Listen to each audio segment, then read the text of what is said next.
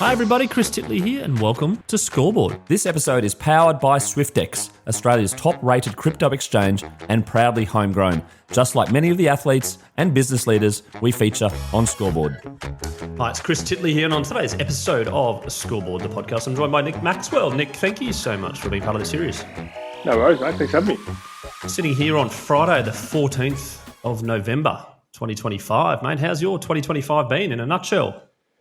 Very busy, yeah. With business obviously ticking along, so a lot of work on that. A lot of work for planning for the future and what the future of the business looks like. And 3 kids, mate. So plenty of sport and plenty of driving around. And our boys managed to win a premiership in the under-14 Williamstown Juniors. So coached those boys with one of my mates. So that was great to get a win for those boys. So it's been good so far. Mate, you mentioned the business there. Do you want to talk about what you're up to? Yeah, Éclà. We're in Hawthorn East at the moment. Soon to be moving, having another location in the city of Melbourne at some stage in the coming future. So we've got serviced offices, meeting rooms, phone rooms, Zoom rooms, and then a members bar, restaurant, cafe, event space. So basically have really nice facilities for people to come to, but then we build a real culture and community around it all through weekly events and different things that we do from a staffing perspective. So it's a pretty cool place to come and work, and it's been great to get to know all our members over the last couple of years and see them grow and see them become part of the community and connect with each other. Mate, I'm looking for a little office in Melbourne when I come. Can out-of-staters come for a day? Absolutely, yeah. Come and hit us up. You can come and call in here and use the meeting rooms or the flexible working space, whatever you need. What about the podcast studio, mate? We've got a podcast studio, so we've got that too. Yeah, we've got you covered. Don't worry, mate. I'm giving you a good plug out here. Excellent. people should check it out, mate. You did mention that you're coaching footy for your son. Yep. Your relationship with footy, how is it, and how's it changed over time? Yeah, good. I left footy altogether. So I had 20 years in the industry as a player, then some leadership stuff, and then worked, 2IC in a footy department for about 5 years, and then got to the stage where I was starting to miss out a fair bit on weekends with the kids, with their sport and their growth. And so Éclà sort of came along at the right time for me to make that move and allowed me to still go. I go to games now, but I get to take the kids to games. I still host a lot of functions for the club. For Collingwood at the MCG in particular. But again, it just allows me to be connected with them, allows me to coach junior footy. So still love the Pies and still help out wherever I can. But at the same time, I think as an athlete, it's a really selfish endeavour where it's all about you and your time and what you need to eat and when you can holiday, etc. Certainly has its rewards, obviously, but from that perspective, I think after 20 years, it was time to have a look at something else and now start giving back to the kids a bit more. I've got a friend that's been made redundant after 14 years with an organisation, and I sort of relay that to an athlete's journey as well. It's very hard, I suppose, to change your identity and to not be involved. How did you go with that? Obviously, you went straight into footy and footy clubs in terms of coaching and high performance, etc. But how did you deal with that sort of, I'm not a footy player anymore? Yeah, it's a great point. I think for me, it probably wasn't as hard because I missed out on so much so early, where I was overlooked for 4 or 5 years with the Geelong Falcons.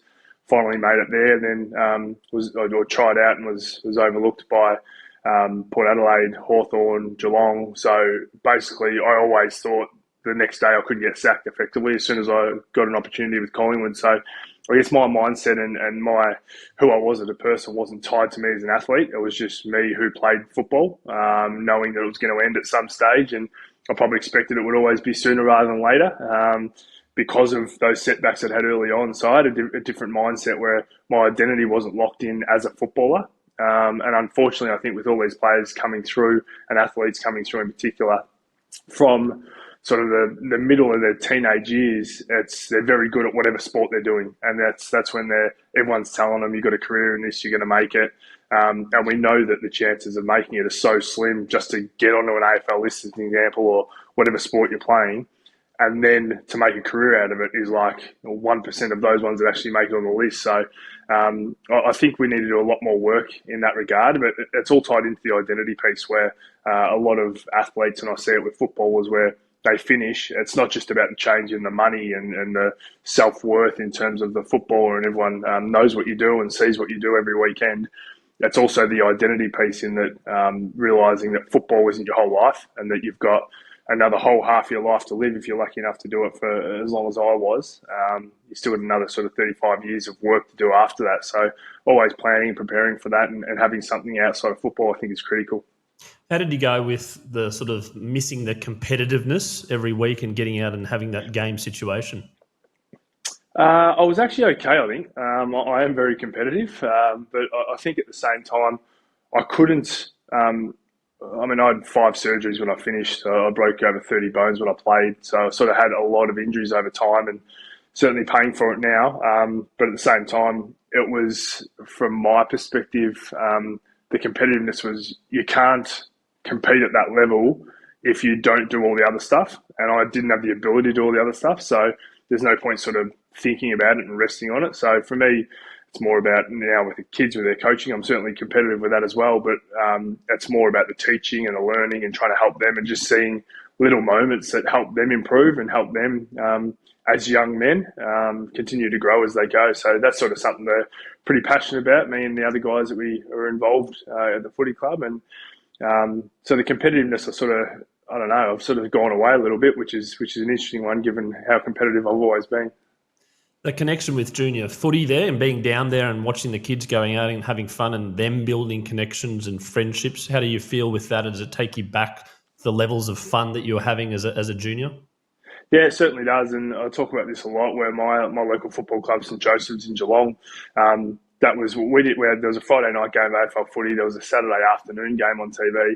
That was it when I was growing up. There was no social media, so AFL players weren't real to you. Whereas I'd go down and play under 13s, under 15s, under 18s at St Joey's, and then you hang around all Saturday, watch the reserves play, watch the seniors play, go stand in the huddle with your heroes right next to them at 3/4 time, and like they were the guys that I looked up to. So that community and connection from the football club sort of something I've always had and always been passionate about and understand how important that is. So it's certainly great to see these kids coming through and probably, I guess, a bit more with my experience in AFL, going back to that level, you can sort of see, you can pick up a lot more little intricacies. You can see when a kid's a little bit down. You can see when things aren't quite right. You're not just trying to coach a whole team to win and coach a game plan. You're trying to coach little things to help them improve and spend more time with them. And I think that a lot of times we fall in the trap of just having a coach that's a coach of a football team and here's from a junior level, here we go, this is what we have to do.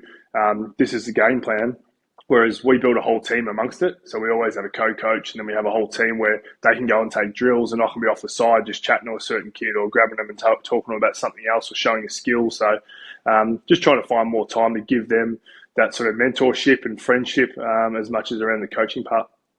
You sound very into your coaching, mate. I'm just from the 14s to the seniors to the AFL. Like, is this the career trajectory at the moment? I think a lot of people actually, a lot of people are surprised, I guess, because the way I played that I didn't take that track. But you've just got to be like, you have to be all in as an AFL coach and assistant coach, AFL coach. Like you're cutting hours and hours of vision after every game, then you're going to watch the VFL and watching how they went. So I'm just not that obsessed with it, and you sort of have to be obsessed with it to be great at it. So I'm probably more down that management pathway, which I've sort of gone, and I went and did my MBA and that was looking at more operational roles, and then jumped out of it. So not just for me. while I'm touching on the club footy, when you were playing club footy and nowadays in 2025 in club footy, what are some of the material differences? Is there a little bit more parental behaviour, is a little bit more sort of untowardness to referees, etc.? Like, is there any patterns that you're seeing now?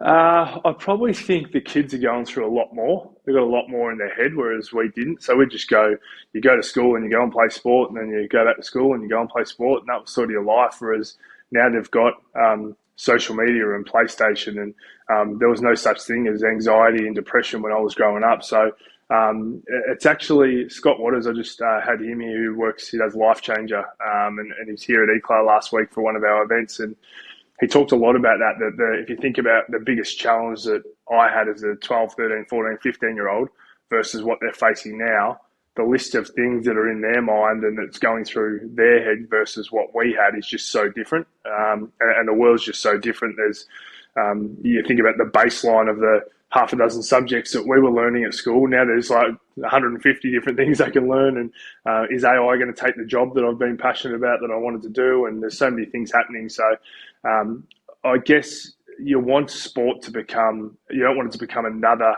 added stress or anxiety on top of that. You want it to become a bit of a safe space. So for me, that's sort of something that me and Slugger, my mate who we coach with, we try and create that where it is a safe space where we can take kids off to the side and have a chat to them and check in on them and also help them build resilience as well, because that's the other thing. We don't want them just to be, it's all beer and Skittles. It's actually, you need to teach them that bad things are going to happen in your life and bad things are going to happen in a game, and you've got to actually move on and what's important, what's not important, and focus on the things that you can control, which can be a lot for a 12, 13, 14, 15-year-old kid. But the more we talk to it, the more we give them examples of it, and the more we show them, I feel like it just sort of helps them. And we certainly saw that this year with a lot of our kids. Yeah, the word resilience, I try and teach my kids that, or at least kind of, introduce that into the vocabulary. It sort of goes, whew. And it's a bit tricky one to manage. I'm curious, you mentioned about anxiety as a child and maybe you're not going through that, but you had a lot of setbacks. Were you a confident young kid? Do you see confidence in some of these kids, or is it a little bit different to the way you were growing up? Was I confident? I think that I certainly had a level of confidence, but there was sort of always self-doubt as well. Everyone goes through that.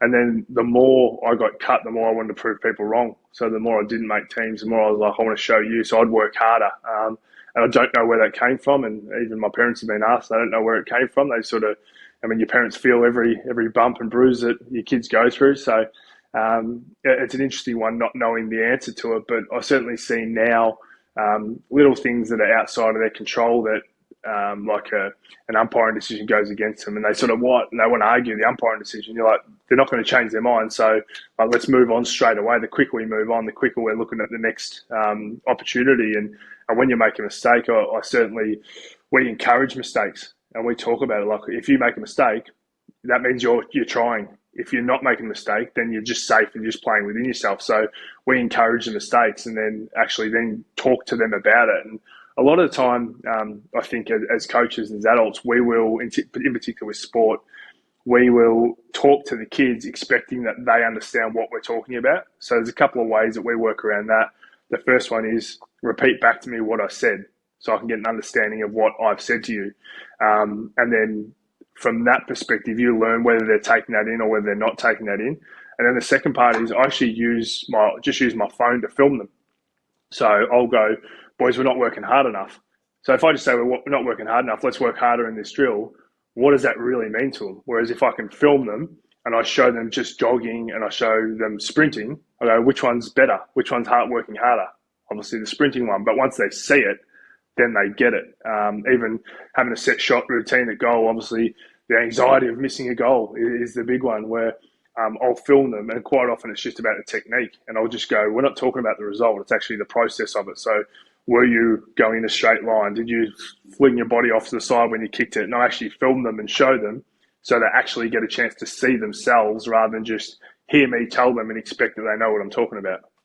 When it comes to winning on that topic and Yep. giving everything that you've got and the best version of yourself, and then seeing what happens mixed with competitiveness and hormones and all those things as teenagers and you, etc. Where was winning in your mantra? Was it winning for you being the best version, or was it winning like, no, we need to win this game?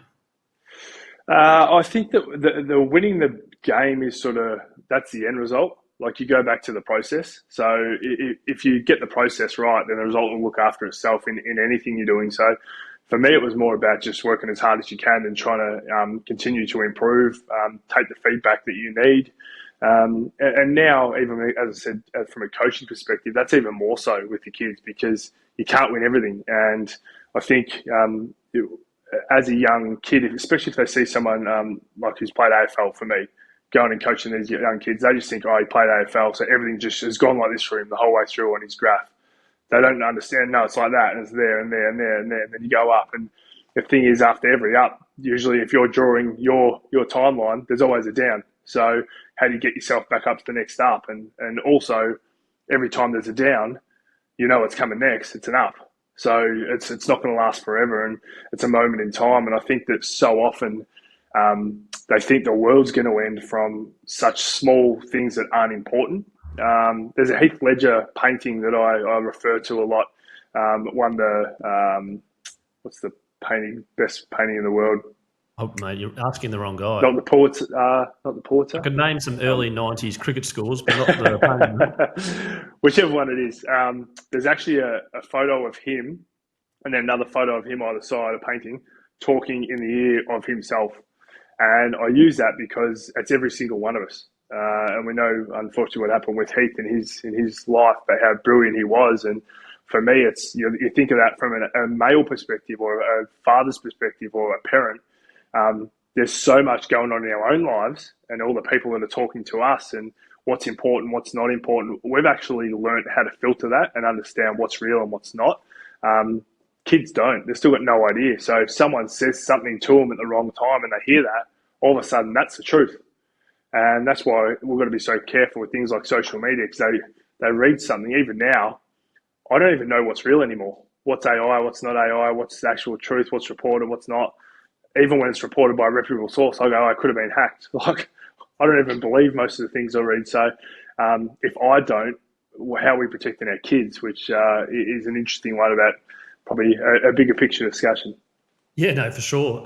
You mentioned about your deep belief of self-worth and sort of that underdog mentality that you live through your life and you don't know kind of where it came from. At what point did you start to believe that you actually belonged and you belonged as a footy player? Probably after I'd been an All-Australian and second the best and fairest and got a bit of recognition. So I was captain of the club. From a public point of view. That yeah, sort of probably. You like, actually, I've made it. Yeah, I think that there is a bit of the recognition from that, but it was also a recognition of me knowing, going out into a game and knowing what I was capable of. So if I went back sort of the year before, I knew I was capable of a dozen possessions and could stop my man, but not have a huge influence on the game personally. But I could also lead, knew the game plan, knew how to guide the team around the park. By the next year, when I was averaging sort of over 20 touches and I could actually leave my man and impact and win the ball back for us, and there was sort of I knew what I could do out in the ground. So there was a real change between 2008 and 2009. And then I think the added support from the club voting you in as captain, there's also a responsibility that comes with that. So that wasn't for me a weight. That was all right, people have put their trust in you. Now it's time to prove them right, that they've made the right decision. And that's a sort of probably the halfway mark of my career was then, where the first half of my career was proving people wrong. The second half was proving people right. If that makes sense. So proving people wrong who didn't think I belonged, who didn't think I was good enough. I'll show you. And then getting to a point where people had made a decision that we're going to give you the responsibility of being captain of the footy club. We need you to play well each week to help our team. I'm going to prove these people right, that they've believed in me, that they've backed me. So I want them to be proved right. So it sort of flipped for me halfway through my career.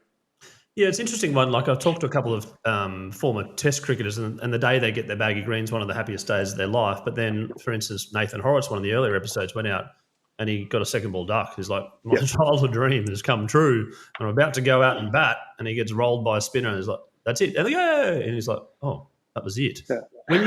When you got announced as captain for Collingwood, what was the feeling there about your identity? Was it uplifting, or was it like, no, the job's just about to start?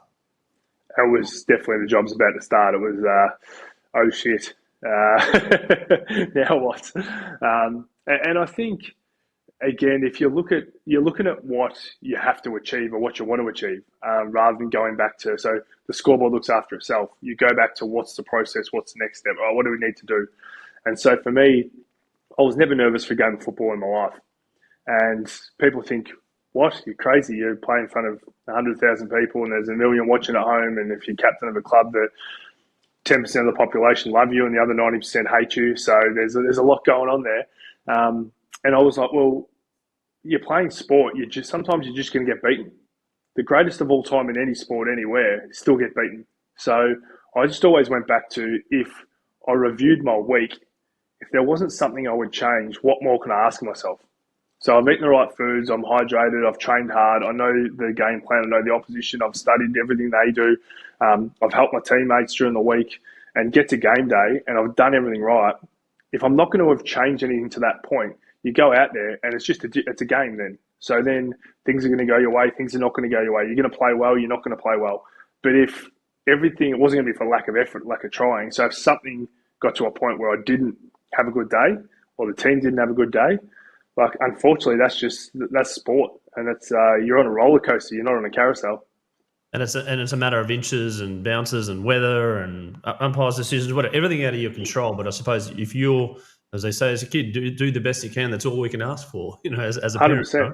Yeah, and it's a bit different to some other sports. Some sports, it is purely in your hands. Everything's purely in your hands. I'm trying to think of a good example.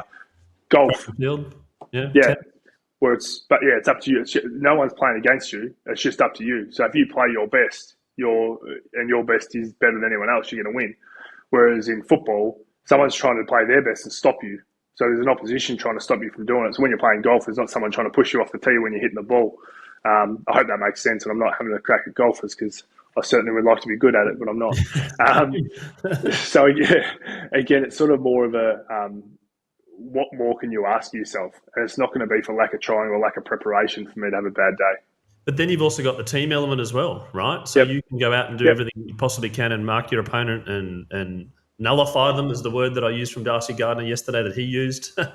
And you're feeling good, but then, other things happen and the team goes down by 40. How did you go with that? Yeah, and I think that's a great thing about playing in a team is that everyone doesn't have to be at their best and you can cover for each other because no one's ever going to be at their absolute best every single time. So being able to be there to support each other and look after each other. And I guess that was the biggest thing for me was I was always getting the most out of myself. But that also had a ceiling. I was never going to be a Brownlow medalist. I was never going to be the best player in the team. But me being 10% better or me making 21 teammates 2% better, some of the 2% of those guys was equal to my 10%. So if I'm 21 players are 2% better and we're 44% better because I can help them by picking them up off the ground or going and putting on a shepherd or supporting them with my voice or whatever it was, that was sort of my goal. If I continue to make them better, I knew I was always going to do everything I could in my power for myself, but that was always my focus, is trying to help them. You talk about incremental uplift as an individual and also as a unit. Now that you're not playing footy and you're in a management role and a CEO, what are you doing now in terms of preparation and study and incremental uplift, and what's the goal now? Yeah, it's a good point because it's very, very different. I'll use this example to one of my staff the other day where if someone isn't performing who's my teammate in football, I can just drop them and bring someone else in. So I can't do that with my team in business. So it's laws around it. Correct. So it's more of it's not as cutthroat. Like you can't have the conversations that you have in sport out in the field that you would have in the office. So it's more around teaching and giving them more responsibility and making them see the different layers to what you do.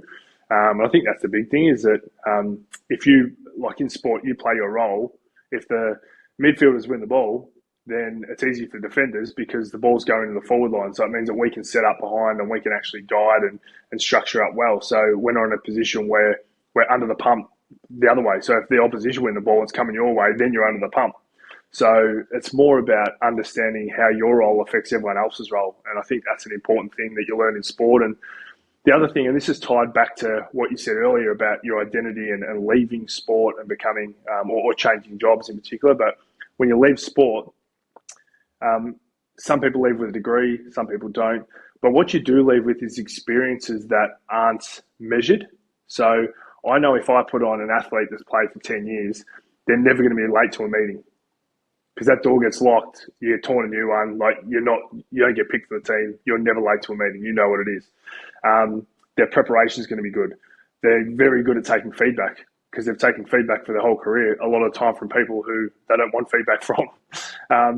They're resilient. So when things go wrong and they get injured, they know how to fight through that and work through that. So they know that you're never going to be your best every single day, but you still got to show up. You can't ring the MCG on a Friday and say, I know we've got a game at 2:00 tomorrow, but we push that back a week because we're not quite ready. Like, it's just, you're ready. You got no choice. And you're ready might be 90% ready, but you're going out there at 90%. So athletes bring like the right attitude and a lot of the behavioural things that we're desperate for in business. I always go, I can teach them everything else. I can teach them what I need from them. I can teach them the roles. I can teach them the other stuff. But it's really hard to teach behaviour and attitude, and those things are just ingrained in you as an athlete. You mentioned feedback there. Like, the feedback that you get as a player and as a team is, broadly speaking, the scoreboard on the weekend to a degree. And so then you go again and you're ninth in the table, so you need to win to go in the 8. And there's things like that. But when it comes to a work week, you've got a Monday, Tuesday, you've got a slow week, and there's not something on the weekend. It's a weekend's relax and go again. Have you kind of implemented a little bit of inner mongrel or kind of like a competitiveness to kind of get your staff and people around you kind of high performing? I think the first thing you do is lead by example. So for me, it's showing up every single day with the same attitude, wanting to get better, wanting to improve, all hands on deck. So we're very much, we're 2.5 years old as a business, but from the first day it was whatever job I need to do, I'll do. And I'm not, in my role, I'm not too, don't feel I'm too important to not take the rubbish out or to not help flip the room when we've got a new event coming up. So for me, it's about leading by example firstly, and then you just hope that people follow that and they see that and they are drawn to that. And not everyone is. So you do lose a few along the way, but majority of them want to come with you and want to be part of that. I think the second thing is making them understand, like celebrating the wins with them. So when something comes up and something goes well, making them understand that, like, this is a win. So, and when I talk to different business groups, I talk about what's winning look like for your group. So you might be a builder or a commercial builder, for example. That project might take 2 years, 3 years to build a building. There's obviously a lot of work goes in just before you pour the piers to start that building. But how do you keep everyone motivated for that length of time? So you almost need to break it down and go, what's winning look like in these little categories? And the best example I give is that when you look at a sport, so an AFL game, the coach doesn't talk to the team and look at what they want to do before the game and then after the game to review it. Looks at it before the game, and then they get together at quarter time. They go, this is what we're doing well, this is what we're doing poorly, this is what we're going to adjust. And the same thing at halftime, same thing at three-quarter time. Then at the end of the game, it's over. You can't change what's happened, but we're going to take the lessons from that and then we're going to move on to next week. So from a business point of view, when you're looking at that building, if you're just looking at 3 years, it's really hard to keep people motivated the whole way through for that 3 years. So how are you actually breaking that down to go, what's important this next week? And a lot of the time you speak to leaders and you go, what's your biggest challenge? And they go, having hard conversations. I go, why are they hard conversations? And they say, what do you mean? They should just be conversations. I said, they're only hard if you're having them in a 6-month review or a 12-month review. You should be having them every day. So if I run a meeting, I should get some feedback straight after that meeting. Like, I don't know about that bit. Why'd you go there? Or you didn't get that quite right. Or you went through that presentation you were doing and you flicked through those pages too quick. We didn't get a chance to really take it in or ask any questions. You talk to us and not with us. So all these little things that you can actually improve on, and quite often you're not even aware of some of those things that are going on. So getting feedback from those around you every day is important. How did you go with feedback? Did you welcome it? Did you early on as a kid were you like, no, I don't, no, I'm pretty good? No, I definitely welcomed it and definitely took it all on board. And I was probably lucky in a way. I had some great junior coaches who were supportive of that. Mum and dad obviously giving you that feedback along the way. So for me, it was sort of, I've never had a problem. I've always sought it and looked for it, which can also be a challenge even now when in the role I'm in, where the more senior you become, the less feedback you get. Because you're sort of seen as someone who has the answers and that you should know, and everyone comes to you to help get the solutions. So I think at times we can forget that it can be hard for someone to come to you when you might be the leader and you might be the most senior person. It's hard for them to come to you to give you feedback on your performance. So I had this conversation with someone who is my sort of right hand, and I said to her, I don't give you enough feedback because I just sort of rate her at the same level as me. And so I feel like when I was reflecting, I haven't given you enough room to grow just because I rate you so highly. But again, you're falling into, it's a positive of where you rate that person, but at the same time, you've got a job to do in their development, trying to help and support them as well. Yeah, I mean, I run my own business, and there's lots of people that run their own businesses, and you're right. Like, I don't think, like, people give you feedback, clients give you feedback, etc. But in terms of your own performance, no one's giving you feedback, really. Correct. It's like the lonely CEO. It should be a name for a podcast, right? Because I feel like, you've brought up a very interesting point around like, you've hit a ceiling there, and I suppose the only way you can get it is talk to other business leaders and network and communicate and I suppose have that connection with other people going, actually, you run 30 people, you run 100 people, I'm a bit of a pickle. What's going on? And they're, oh, here's an idea. Oh, thank you. 100%. And that's exactly what we try to do here without making this a sell. But at Éclà, because we're, mate, go for it. 250 I'm commercial. odd, 250 odd members, and the majority of them are small to medium business or sole traders or consultants. And for them, you're going through so much yourself, and you're worried about, particularly as a small to medium business, you can't bring in experts who are going to do leadership talks and support you and be able to guide you and be mentors and that, because you haven't got the revenue to be able to do that, or the resource. So from that perspective, them being able to talk to each other is actually something that we always wanted to happen, but it's something you can't force. People have to find their people and find the ones they're comfortable talking to, and we've been able to create that, which is really cool. Is a lot of them work together now, and a lot of them actually have the opportunity in the hallway. Oh, what are you up to?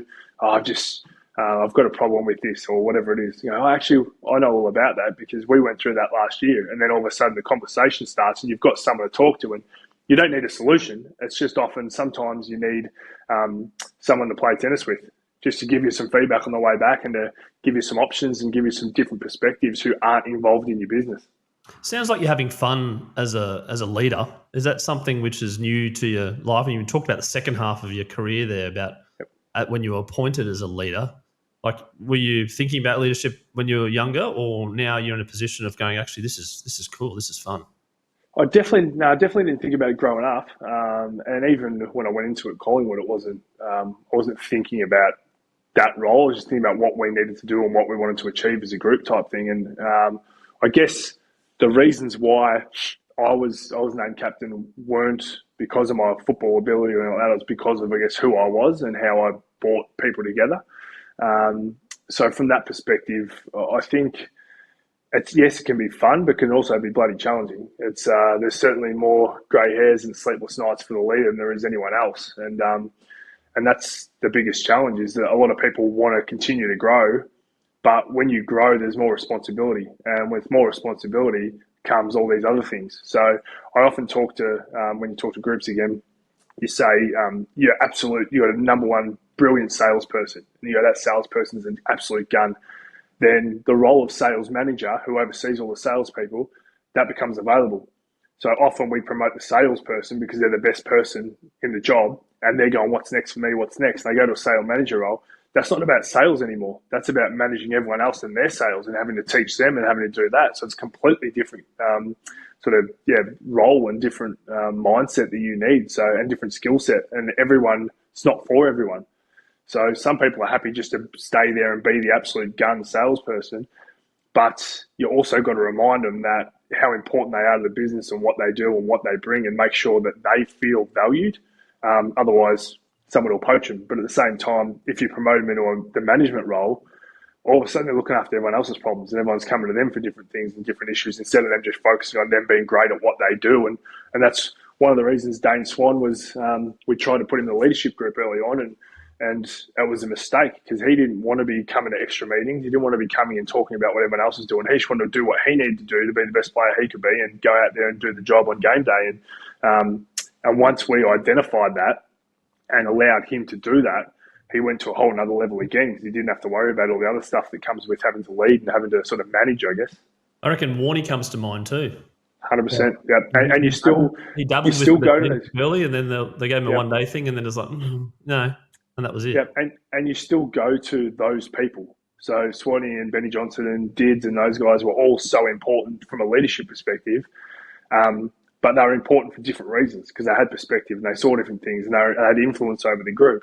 But that doesn't mean they have to be the ones that have to go and do extra corporate meetings and go and do extra media and actually have to go and do all and management of people coming in late and all these 100%. things. They didn't want to be part of that. Yeah. So again, it's identifying what people's strengths are and what works for them. And like you say, Warren is a great example. Tactically, probably one of the greatest of all time on what he was doing and what he could see, etc. But he didn't want to be the one who's going and doing all the extra work outside of that. He wanted to be the one that just went and played cricket and then enjoyed himself and had a good time and competitive as hell. Yeah, no, that's right. Mate, we're going to get on to some interesting one-on-one type of questions. We've got a sponsor here at Scoreboard, which is SwiftX, which is Australia's most trusted cryptocurrency platform with over 1.2 million users in Australia and New Zealand. As part of their new campaign, Where Can Crypto Take You? We run a little segment called The Bucket List, which is a sporting event, Nick, that you haven't attended thus far that you would love to attend. I've ticked off most of mine, if I'm being honest. Liverpool at Anfield was certainly one. They'll be there. Yeah, they managed to beat Man City 3-1, and it was the year that we actually won it after a long time. So that was the whole town was going nuts. I've been to the Super Bowl, which was unreal. Oh, right, that was Darcy Gardner's yesterday. Yeah, good. Yes, well, I saw Peyton Manning. He was playing for the Broncos, unfortunately, but I saw Peyton Manning, who I'm a Colts fan, so seeing him win a Super Bowl. I've been to the Colts at Lucas Oil Stadium, who's my team, the Indianapolis Colts, the NFL. I've seen Steph Curry play for the Warriors, so I'm very lucky in a lot of things I've done. Probably the one that I see on TV that looks pretty cool. There's two of them. One of them is the Monaco Grand Prix. Just looks like that would be unreal, and there's a big party going on for the whole weekend. And then maybe Augusta, something like that. Just one of those big golf tournaments. Dad's been across there, and he certainly loved it. So I'd love to be able to go there with him at some stage as well. Mate, very important question on Monaco. Do you come in on your private jet or the private yacht? I'll be coming in on a paddle boat, I reckon. and then the Masters this year, Rory McIlroy. What an unbelievable! I don't know too many people that didn't watch that and just get goosebumps, right? 100%. Which leads me on to the next question about your all-time favourite sporting moment. And I preface this with athletes and coaches, etc. That it's not about you; it's about something you can watch 1,000 times over. I think there's two experiences that I actually went through and saw that were just unbelievable. They still, when I talk about them, the hairs in the back of my neck go up. One of them was Black Caviar won a race at Flemington down the straight on what was Stakes Day. So it's now the champion sprint.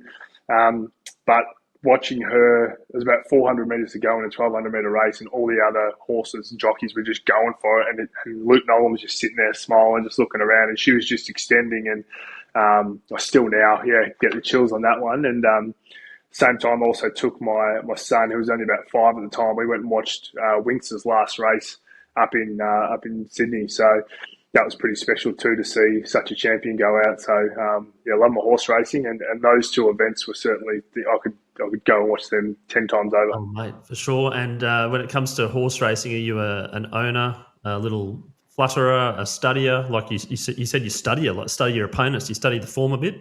Certainly do, yeah. Still doesn't help me on the punt much, but I do okay. I was an owner when I played, a small ownership, but I've got 2 kids in private school, mate. So there's no horses, there's no flash cars, there's nothing sexy going on. You remember the name of the horse? What was the name of the horse?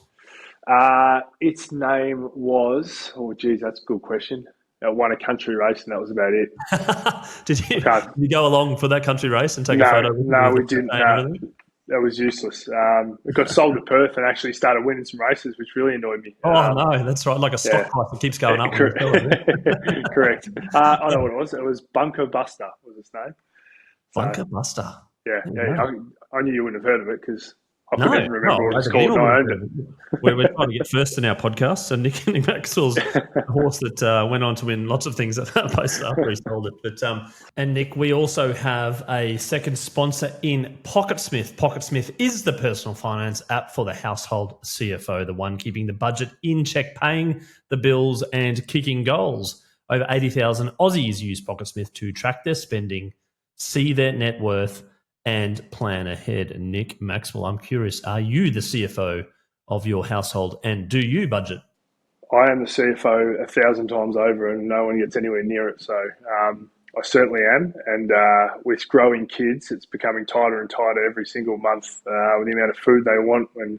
So my son turns 13 today, actually, and he's probably up to about here now, 13, and he's size 14 feet. He's just a giant. So new clothes and new shoes and all this all the time, and there's three of them. So the budgeting part is a real challenge, but you do what you can for your kids, don't you? Mate, absolutely. We went to the local cricket store, Greg Chappell Cricket Store in Brisbane recently, and my 13-year-old son, 12-year-old, 13, and next month, similar age, obviously 2012 baby, grew 2 sizes, and his whites were down to his knees. His pads were like at his kneecaps. His bat, he was leaning over. They're like, well, you're going to have to buy some new gear. $796 later. I was going to say $1,500, so you've done well. yeah, that's right. Maybe we'll shout out to Greg Chappell Cricket Centre for giving us a bargain there. But, correct. I've got 2 more questions, Nick. One is the scoreboard moment, which is a moment in your life that you do recall, and a bit like the sporting moment, you can play over 1,000 times in your head, but from that moment, life changed. Scoreboard moment. I'm actually going to go right back. I'll go back to under 13s. I was playing. My dad was a coach. Our sons are there, right? Yeah. Yes, yeah. And we were playing against a team called Lara, who had beaten us 3 times during the year. They were undefeated all year, and we rolled them in the grand final. And I kicked a goal late. It was like 3 goals 7 to 1 goal 6 or something like that at under 13 level. But I kicked a goal late and remember looking over the scoreboard and going, "How good's this? We're actually going to win a premiership." There you go, mate. What an excellent moment to recall, and so vivid at that age. Like, this is the age where the kids, like, my 90s music trivia is pretty strong. It's because of this era, right? It's this time when you're grade 6, 7, 8, 9, 10, where the memories and the connections of sport come through as well. And it's funny, even little things. So my son is amazing at maths, and it's because of sport. Because he goes, well, a goal's worth 6 points, so 6 goals won. And so he starts working it out from all that. And so it just becomes a natural thing with them where they're always looking at scoreboard numbers and basketball for the assists and has he had a triple-double and all those things that come into it. Whereas I see those that aren't involved in sport, maths becomes a lot harder to them because they haven't got that grounding. Yeah, no, and cricket does that. AFL does that. There's a lot of sport. I mean, like, all the sports have the stats, etc. But the 6 times tables are very prominent amongst 10-year-old boys and girls who are following their idols. One final question around Nick Maxwell about: do you feel proud? Are you happy where you are in your life? And I suppose if people remember you and want to know who you are, how would they describe you? Geez, that's deep. I need a bit of practice for that one. Well, I guess I met AFL supporters a lot. You go and talk at something, and I often get feedback where someone will come up to me and go, "I barracked for Carlton, and geez, I fucking hated you. But you're actually not a bad bloke now that I've met you." So I guess from that perspective, it's just ordinary bloke who just tries to do the right thing by people and is there for the people I care about or are part of my circle. So I guess that's how you want to remember it, is just someone that's a decent human, that does the right thing. And when you say proud, look, I've been proud of some of the things I've achieved, but at the same time, there's always something else to achieve. So I'll probably spend a lot more time looking forward than looking back. Excellent. Nick Maxwell, thank you for that. And that was a fantastic way to finish in terms of moving forward, because a lot of people do reminisce on the past and then look back and look back and look back and look back. And you're like, hold on a second, you're spending all your time moving forward, looking back. So I really do appreciate you having a chat on Scoreboard today and getting a bit of an insight into your life and the things around and what drive you and the perspective that you have right now. I appreciate it and looking forward to supporting Éclà. Is that how you pronounce it, Éclà? Éclà. Éclà, like a little, like Target, a little bit. Like it means, yes, it's be brilliant in French. Be brilliant, Éclà, and supporting where I can, coming in and having a chat and doing a day pass when I come from Queensland, and everyone should go out and have a look at it. Appreciate your time and looking forward to catching up. For sure. Thanks, man.